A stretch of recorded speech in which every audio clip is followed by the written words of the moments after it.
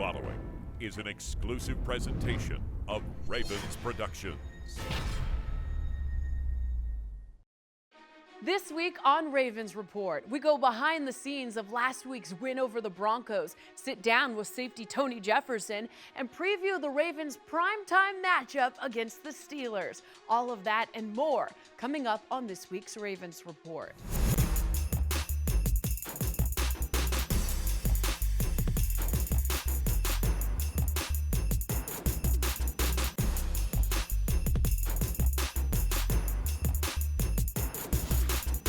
Welcome to the Week 4 edition of Ravens Report from the Under Armour Performance Center. I'm Erin Hawksworth. Thank you so much for joining us. Last week, the Ravens started slow, but came roaring back to beat the Broncos. Baltimore's defense dominated with 3 sacks and 9 hits on Broncos quarterback Case Keenum. Offensively, Joe Flacco led the way, connecting with John Brown 5 times. And by the way, the offense is still perfect in the red zone, 12 trips, 12 touchdowns, an NFL record to start the season. Let's go back to a rainy M&T Bank Stadium where the Ravens overcame a rough start to improve to 2-1 on the season. Yeah. Holy smokes, we started bad. Bad. M&T Bank Stadium, a low gray ceiling hunkering down above the stadium today. A steady rain from start to finish is what we expect today. The Ravens arrive at 1-1, and the Ravens fans hope it is a memorable Sunday in Week 3. We don't know what's going to happen. Punt is blocked. He hops to the right, big hole, and he rumbles in for an easy touchdown. It didn't start off the way we wanted to start, but it's a 4-quarter game. There's plenty of time left. We all knew that. Just some unfortunate things happened. We weren't technically sound. Came back out and played Raven football. 1, 2, 3. Now the Ravens are going to have to try to turn things back in their favor to hope Joe Flacco can pick up the pace on offense the way he did in the season opener. Flacco sets to the shotgun, play fake, throws down the middle, is caught. He's got his rookie, Mark Andrews, 25-20, hurdles a man and is all the way down to the 15-yard line. Collins in untouched for the tying touchdown. Well, Lamar Jackson came in as the decoy, and it worked perfectly because Flacco didn't even look to Lamar Jackson. He handed it to Alex Collins, and Collins had a huge hole up the middle, and the Ravens' run game delivers. No, me, what? No, it was you. Hey, appreciate it. Appreciate it, O-line. Hey, 0-0. Back to it. Put the start behind it. Man, it was huge for our offense to answer. We got down 7-0, and really that was the tone setter for us as a team, to have them answer for us and really get us back to even. And once we settled down, shoot, the defense played lights out. Sack back at the 37-yard line. Zadarius Smith drops the Broncos quarterback. You know! You heard? Yo! That was that Mobile Shuffle right there. That wasn't that Ray Lewis. That was that Mobile Shuffle, you heard?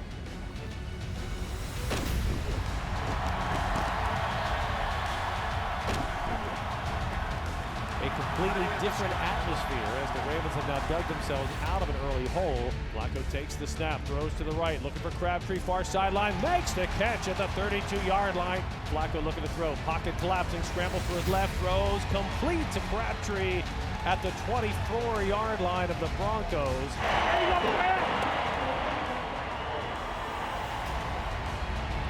Down and 2 at the Denver throw. Flacco in the gun. He wants to throw. Fires to Allen out on the flat. He turns the corner. He's to the 5. Lunges. Hits the pylon. Touchdown. Buck Allen. Look, that's a great play. Good job, Joe. Way to lead the way, man. Hit the plays. Great job.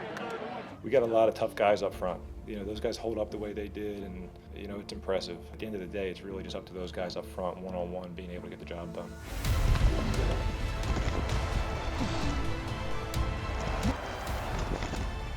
Ravens want to get the ground game going today, especially these conditions. Collins, he's got a big hole off left tackle, 25-30. From inside the 1, the give it to Buck Allen. Touchdown, and the Ravens extend their lead. Yeah. Hell of a job, man. Good job, Buck. That was great. You guys rolled your line the hell out of there. Well done. Good, perfect. Coming off the ball down there at the very end, your pass Pads were low, feet were driving all the way through. We talk at length about the defense having the stands that secure the win. 2nd and goal, Broncos at the Ravens 15. Case Keenum looking to throw out of the shotgun. He has to throw over the middle. It's intercepted. Peanut Owasso has it. Near side 30. Case Keenum can't get him 40. Owasso midfield. It's a leg race. He's to the Denver 30, 20, 10, 5. Touchdown! 90-yard return of an interception by Peanut Owasso. A flag is down. During the interception return, the illegal block in the back by the intercepting team. I told you, boy. I told you keep playing your game, man. I told you, boy. Just keep playing. Man, I'm not making this up. I swear to God. I just told myself, Peanut about to take this to the house. I'm running up the sideline. I didn't know where Peanut was. First of all, why you so slow? I'm playing up for you. I see your running. Because most people panic. They just run up and get picked up. I'm playing up for you. Weather very much not on anybody's mind right now. Ravens looking for a knockout shot here. Case Keenum alone in the backfield in the shotgun. Ravens rush 5. Keenum throws near sideline. Incomplete. No flag on the play. The Ravens defense delivers. The Hayes in the barn.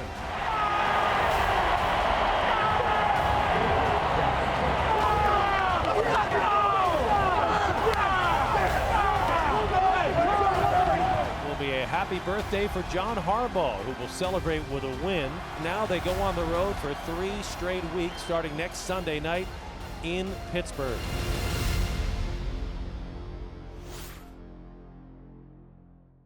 Still to come on Ravens Report, Tony Jefferson is off to a great start this season. We sit down with the Ravens safety as he gets ready to enter his 2nd year of the Ravens-Steelers rivalry.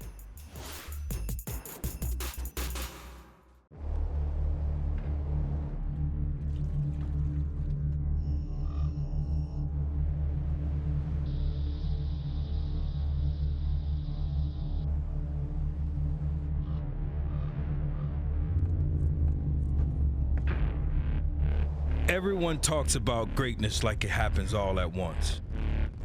Like in one single moment, it belongs to the person who wants it more.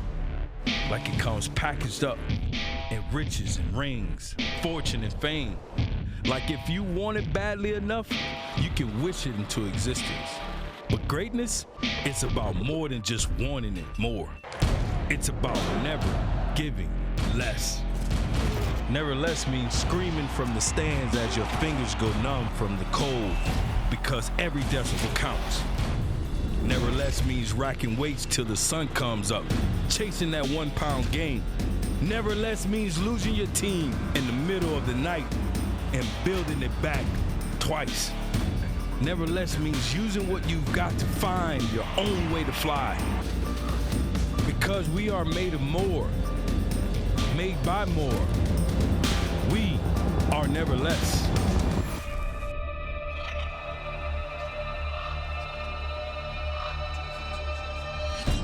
In this town, fate is something we build ourselves with the little things done well, stacked up, feathers and glue, and a dogged will. With wings that span the city, beating in rhythm with 71,000 hearts. Wings that lift us up, block by block, yard after yard. Every Sunday, all of us giving our all, never less.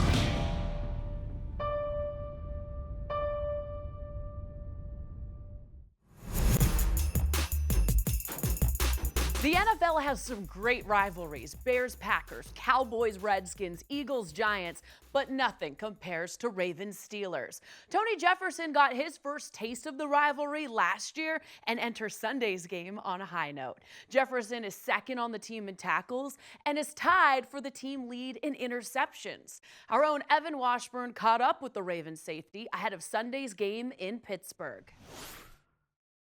This is our opportunity right now to shake back from last Thursday. They don't know what they got coming at them right now. I don't think they understand. We hungry. D-block on 3, 1, 2, 3. D-block. Tony, always good to be with you. And let's look back to that Denver game. It had it all, from a slow start to an obviously unbelievable finish for you guys. What do you feel like you learned about your defense after that one? I think we used that word pretty much all week was resiliency and be relentless. Like you said, I don't think that game could have started off any worse, but guys stuck in, nobody panicked, nobody flinched. We executed the game plan. Eric Weddle, after the game, a man who always knows how to coin a phrase, came to the podium and said, "It's not the same old Ravens." What do you feel like he meant by same old Ravens? These past few years, we haven't been good at finishing football games, and I think the fact of the matter is we're in a slump, we're down. Like I said, guys was relentless and resilient. You know, we showed who we are and we showed the Ravens defense. Priorities moving forward, you look statistically, you're one of, if not the best defense in the NFL, but I know in these rooms, you guys are finding areas to be better. If you had to point to a couple, what would they be? I don't think anybody really pays attention to the statistics in our defensive room because we're just taking it game by game.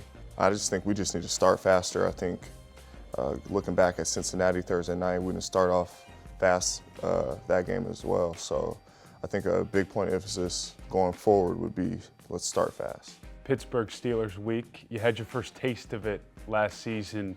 In specific to going on the road to Heinz Field, is that one of the more difficult and challenging environments that you've experienced in your career? Absolutely.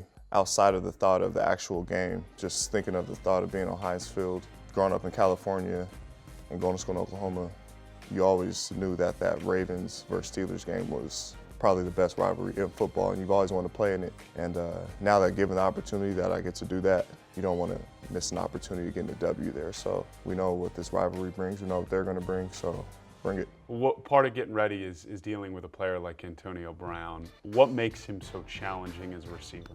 Got to know where he's at all times. One of the best talents, that's ever been in this league. He's quick. I think him and Ben, they're just a perfect match together. He knows where to put the ball for him, and he has perfect hands. So always got to know where 84 is at. One thing that'll make this different is Le'Veon Bell not being there. Now, James Conner stepped in and looked strong. In your early film study of Conner, what do you think makes him a different type of back? I think he's one of your more traditional backs as far as getting right to it. Le'Veon was kind of more patient, let things go. But like you said, James Conner's a great back. He's got the speed to, if he gets open, he's going to take it. And he's a tough tackle, so everybody's got to wrap up, make sure we keep an eye on him as well. So as a safety, I'm sure you saw this Monday night, Vance McDonald lines up Chris Conte, who's been in this league for a while, but that's a rough spot to be in. And he's now a viral video in the wrong direction. And Vance McDonald hasn't been shy about the way that he looks at safeties or DBs or anyone trying to come at him. When you see something like that, knowing you're going to probably face this guy in 6 or 7 days, what comes to mind? Well, I've been going against Vance for a while, and when I was in Arizona, he was with this 49ers, so kind of got a good feel of Vance. But he's a weapon. I think the Steelers are starting to implement him more into their game plan, but I'm definitely not trying to. That's not happening to you. Nah. I'm good on that. Tony, it's a different 23. Always good to see you, man. Thanks. Good to see you, too. Thank you. Still to come on Ravens Report, John Harbaugh received quite the birthday present last Sunday with the win over the Broncos. We sit down and preview Sunday's game with the head coach next.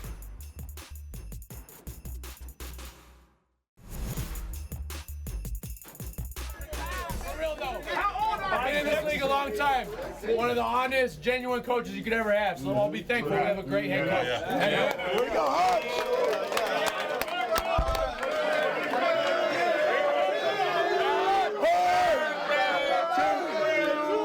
Happy birthday, dear Hart. Happy birthday to you. Ravens on 3. 1, 2, 3.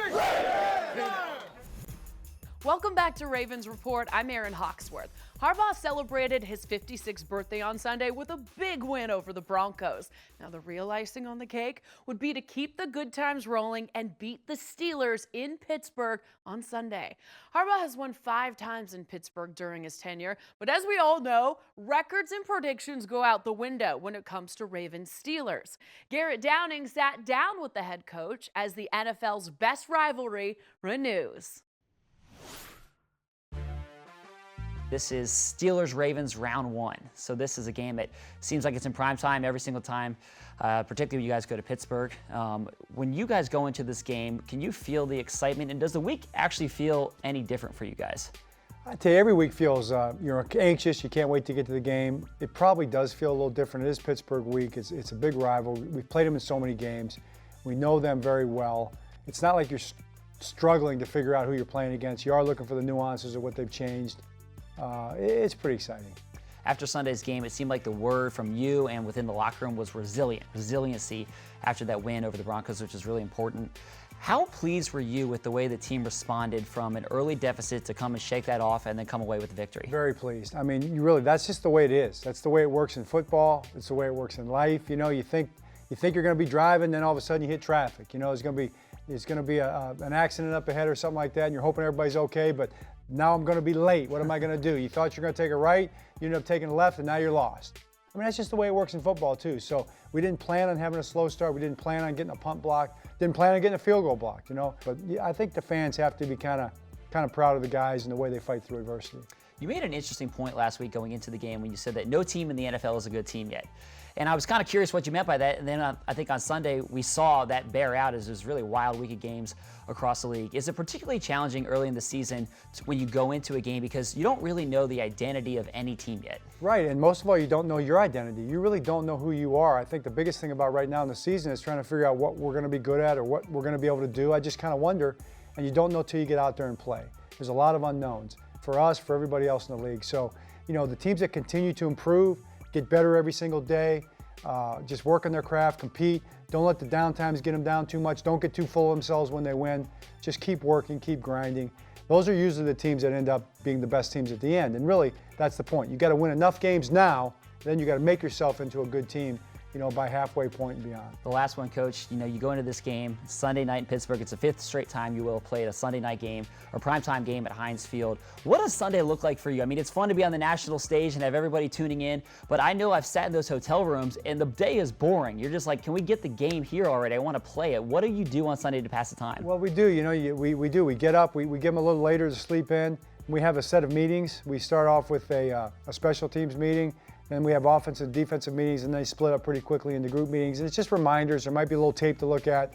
And then really it's a waiting game from there on out. So the good thing about having Sunday as opposed to a Monday or a Thursday game is that you have games to watch. Right. So we'll watch games. But we got to tell the guys, don't get emotionally caught up in the games. It's so easy to do, right? Especially if it's somebody in your division. Yeah. You're rooting real hard. Next thing you know, you're exhausted, and it's time to go to pregame meal and play your game. It's like, listen, we can't play anybody else's game, but at least it gives you something to do. Some guys, they watch Netflix, you know? Right. That's what I would do if I knew how to get on Netflix. So you had some advice for me. Yeah, we should get Allison on the phone and have her figure out how to get you on Netflix. You can watch, I know you're an Office fan. You can watch some old episodes of The Office. I'm going to do that instead of watching the game. It's much easier viewing. Hey, Coach, well, enjoy The Office on Sunday and enjoy the game Sunday night. Appreciate it. Coming up next on Ravens Report, athletes from Special Olympics Maryland took over the Under Armour Performance Center this week during the 2nd annual Play 60 All-Ability Football Clinic. That's next.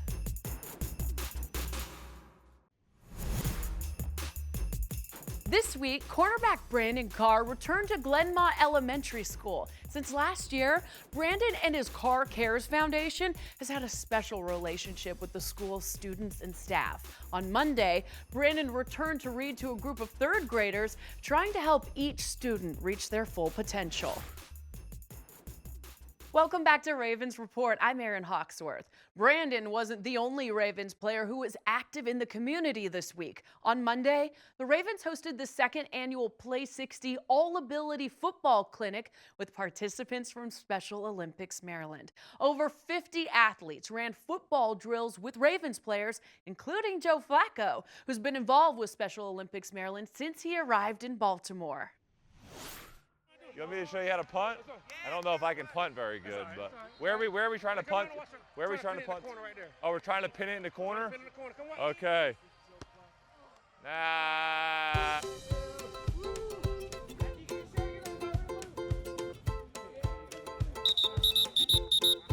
Can I have everybody take the lead? My man, I ain't seen you in a year. How you been? My goodness, man. How are you? You squeeze me any harder, I won't have any breath left. Ready, set, go. Catch it, and go, score, run! That's our new running back right there. Don't tell Buck Allen I said that. Oh, you're going to need them gloves. You're going to need them gloves. I like that beard. It's going strong, man. Yeah, you look good. Today we've got 50 Special Mix Maryland athletes out here at an NFL Play 60 clinic hosted by the Ravens. Just a great opportunity for our athletes to come out and interact with players and coaches. The thing that's really cool is it demonstrates the full range of our athletes and their abilities. We've got some younger athletes out here in their teens, and we've got some older athletes in their 30s. They're all out there running around, catching footballs, getting handoffs. Just a great demonstration of the support from the Ravens and their commitment to the community, helping us build communities of dignity and respect. You got the cutters on too, though. Woo! I'm gonna drink peanut. Watch. Let's go. Bring this heat. Oh, okay. I like that. You ready? I like that. They brought right in the building. Dirty bar Steve Smith in the building. Yeah, there's a lot of guys here who have really fast feet. They really get into the drills. I'm glad you picked him off, not me. You know? It's awesome because you get your relationship side plus the football side of it, and you get to make a connection through what they love and what we love is football. I think you can get a little help with them gloves. I think them gloves. Yeah, okay. 1, 2, 3, 360. All right. The most intense rivalry in the NFL is back on Sunday Night Football. The Ravens have played the Steelers for 12 straight seasons in primetime, 8 of those in Pittsburgh. In true Ravens-Steelers fashion, there is little room between the two teams. The series is split 3-3 over the last 6 games. The terrible towels will be out, Heinz Field will be loud, and the Ravens can't wait for Sunday Night Football. Thank you so much for watching. We'll see you next week on Ravens Report.